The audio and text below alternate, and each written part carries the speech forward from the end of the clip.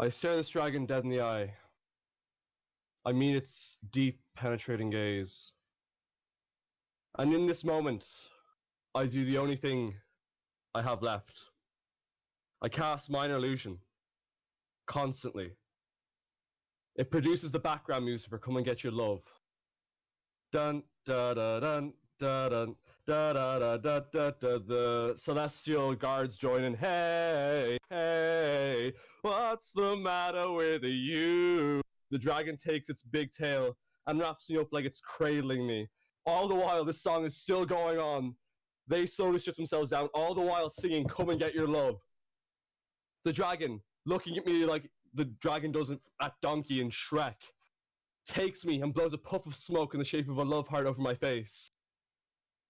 I brace myself, for I know is what to come, but it is for the greater good, for the good of my party and for the good of the campaign that I must do this. The great scale dragon ignores his dick and instead, using his throbbing tail, slowly starts edging his way between my clenched butt cheeks, so tense that I am with fright and excitement that I almost tear myself apart. The girls start making out with each other, rubbing themselves against the dragon, ready and waiting. They know their turn will come soon. I start to moan, an anxious one, a one of fear, but one of sheer euphoria. As he slowly moves his way up my lower intestine, I can see it poking through my stomach. His tongue, forked at the tip, starts tickling my ears. Each one of them, I start to lose control. I start to lose consciousness, barely holding on by the sheer willpower I have left to save the world. I can see the rest of my party watching on in disgust and horror. His toes, the dragon's big meaty toes, start stroking across my back, tearing me, cutting me, leaving gouges, marks. It's atrocious. The guards are now completely naked and begin to climb on top of the dragon's tail, making their way towards me. They take my arms and pin me down, taking the dragon's tail with them. Slowly I go down, slowly, slowly, slowly, and into the dirt. I can feel all the pebbles, the cracks, the brick, all seeping its way into the gashes, feeling the infection spread, feeling every inch of the scale rub against me like a giant film of sandpaper. And I fall. My eyes open. I'm not afraid. I'm ready. Taking the tail, I remove it from me, and instead stick it in my mouth. I taste my own shit, but I don't care. I feel it.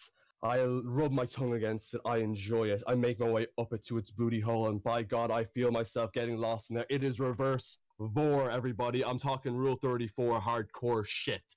The girls coming after me take each one of my feet and start throwing me in and out, in and out, in and out, in and out, in and out, in and out, in and out.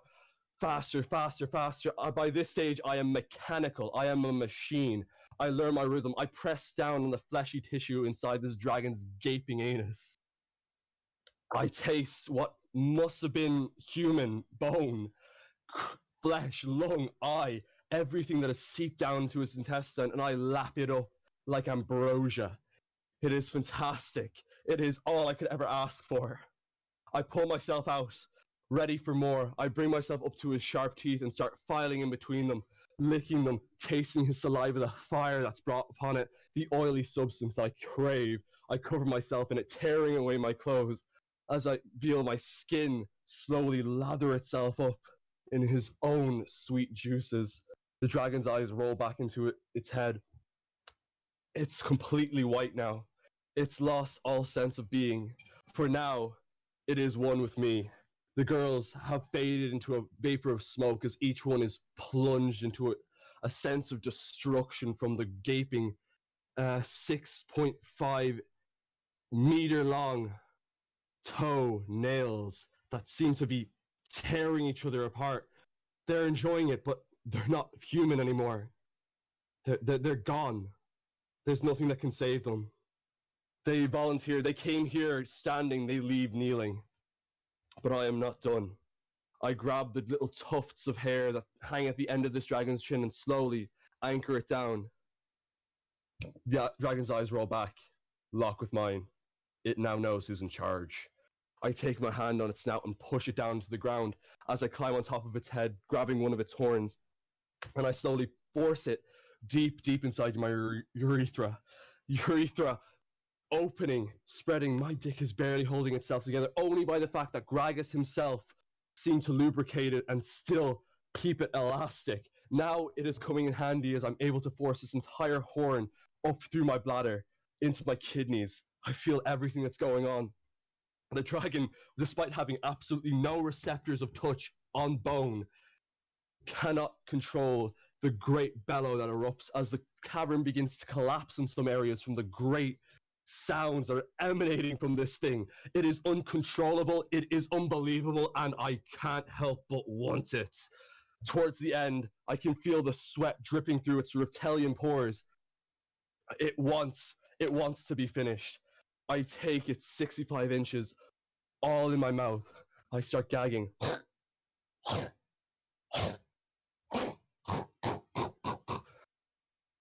It starts trickling down my throat. I can't help it. His pre-cum tastes so good. It's so good. I start going harder, faster. Jesus Christ, as I pleasure myself. All the while gagging on this giant thing, barely holding myself together, licking the head, and finally with a great final thrust, it finishes, and I am sent hurtling into the wall behind me, covered and drenched in a thick, golden white semen. The tension breaks. I walk towards it. The dragon, the puffs of smoke that once were the ethereal guards, now lie in a corner, disrupted from humanity.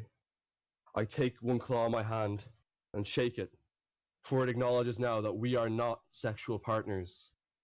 We are equals in both love and life. Amen. Thank you.